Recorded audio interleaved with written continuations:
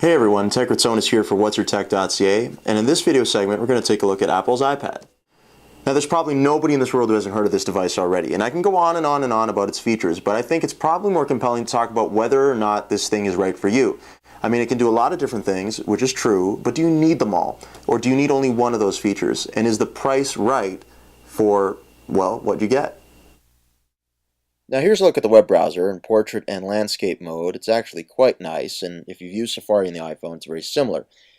So is playing movies, although of course with a bigger screen you're going to get a better picture. And especially in landscape mode with some widescreen movies, the black bars I didn't like too much, but the quality's good. And now we're going to go into the bookstore. Steve Jobs touted the iBookstore a lot, and after looking at it a little bit, it is a bit wanting in terms of selection, but there's a lot of free stuff that you can check out just to see the functionality of the whole thing. And flipping through pages is very, very simple, as you can see here. I actually liked it both in portrait and landscape mode. I found that going either way was very good. I mean, you can see 2 pages, of course, when it's in landscape mode. And there you go, just sort of flip through the pages like that. Perfect. Now here's a look at the bookstore. It looks really nice. I just wish it had a little bit more of an offering to it. And this is actually one of my favorites. Comic books on the iPad. I mean, look how nice that looks. It's beautiful. Sling Player Mobile is an example of an iPhone app on the iPad. And as you can see, the screen's not looking too good. It's very small. I can tap it to make it a bigger size. Now it looks pretty good because I'm on Wi-Fi here, but on 3G, it is awful. As I'm looking at you and doing this video, I've only had this thing for 3 days. And the thing I asked myself after the first or second day was, have I fallen in love with this thing already?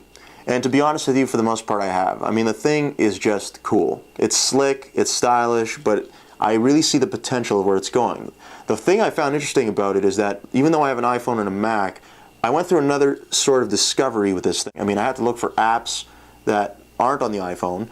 Then there, of course, there were the iPhone apps that do work on this as well, which I showed you earlier, which isn't that great. So we do have to wait for iPad versions. But, at the end of the day, the thing about it is that it does serve multiple purposes, at least for me.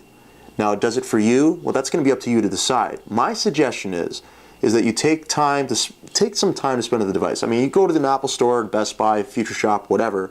I mean, they're not going to kick you out. If you want to try the thing out for a little while, they're going to let you do it. So I would recommend that you do it, spend some time with it, see if it does anything for you, see if you like it, see how you feel when you use it, and then you can make a decision. I will gripe about a couple things. I mean, no front-facing camera. The lack of flash support is very annoying too. Especially when you want to watch certain sites where it's just all flash video. I mean, come on, Apple. Like, I know you got a problem with Adobe and whatever, but at least you could have given us some kind of a workaround. Well, hopefully there'll be an app for that, and there already is for the iPhone, but hopefully there'll be an iPad version for that too. And the other side of this, of course, is that it's a bit pricey. Oh, and one last thing I'll gripe about. There's no mount for the landscape view. There's a mount for the portrait view, which Apple makes, and I'm sure some of the other third parties are going to make. So you're going to have to look for a third-party manufacturer to make a mount just so you can prop this thing up on landscape so you can actually watch a movie on it. I'll conclude my little rant by saying that this thing here is the future of something.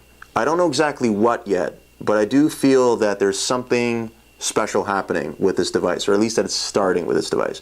There's no doubt in my mind that the second generation of the iPad is going to be far better than this, or considerably better at the very least. So should you jump on the bandwagon and pick one of these up? As I said, spend some time with it and you'll decide. For WhatsYourTech.ca, I'm Kritsonis. Thanks for watching.